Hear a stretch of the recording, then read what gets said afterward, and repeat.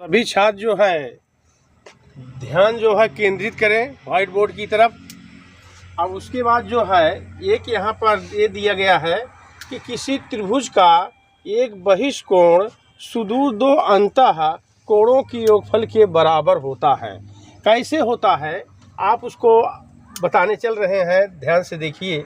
किसी त्रिभुज, आप कोई भी त्रिभुज बना लीजिए, एक्स वाई जेड कोई भी त्रिभुज हो, चाहे वो समबाहु हो, चाहे विषमबाहु हो, चाहे समद्विबाहु, कुछ भी बना लो। ये बी सी, ये बी त्रिभुज है और इसका एक बहिष्कोण, आप एक किसी भी भुजा को आगे बढ़ा दीजिए, चाहे ये भुजा बढ़ाइए, चाहे ये भुजा बढ़ाइए, चाहे ये भुजा बढ़ाइए, कोई भी भुजा आप एक बढ़ा सकते हैं और उसी पर आपको दिखाना है।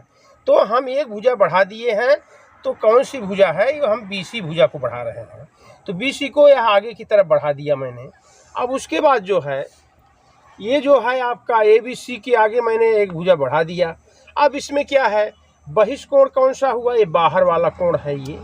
अब उसका नाम ACY रख दीजिए। अब उसके बाद ये बहिष्कोण हुआ। अब सुदूर दो अंतःकोण क्या है, सुदूर माने ये तो निकट वाला है, ये निकट वाला है, और ये कोण और ये कोण दूर वाले हैं, उसी को सुदूर कहा जाता है। ए और ये बी का जो है ये दोनों कोण सुदूर कहा गया है।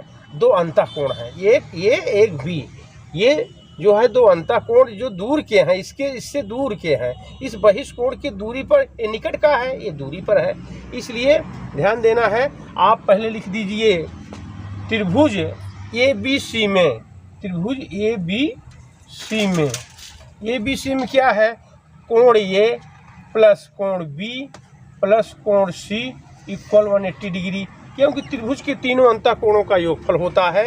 ये आपको पहले बता दिया गया है, सिद्ध किया जा चुका है और समीकरण नंबर 1 हो गया। अब उसके बाद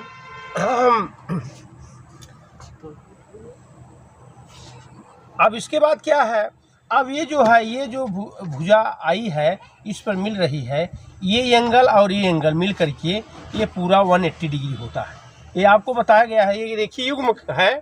अब उसके बाद कोण C प्लस कोण ACY, बहिष्कोण ACY इक्वल 180 डिग्री, क्योंकि ये रेखीय युग्म कोण है, रेखीय युग्म कोण है, तो इसलिए जो है ये आपका समीकरण नंबर 2 हुआ। अब समीकरण 1 और 2 से ले लीजिए, समीकरण 1 व 2 से, तो 180 बराबर है, तो इसको हम लिखेंगे कोण A प्लस कोण B प्लस कोण C इक्वल और कोण C प्लस कोण ACY। अब C कट जाएगा पक्षांतर कहने पर, तो ये हो गया कोण A प्लस कोण B प्लस कोण ACY। यही मुझे सिद्ध करना है, A और B के योग के बराबर जो है ये हमारा मिल गया, यही मुझे सिद्ध करना था।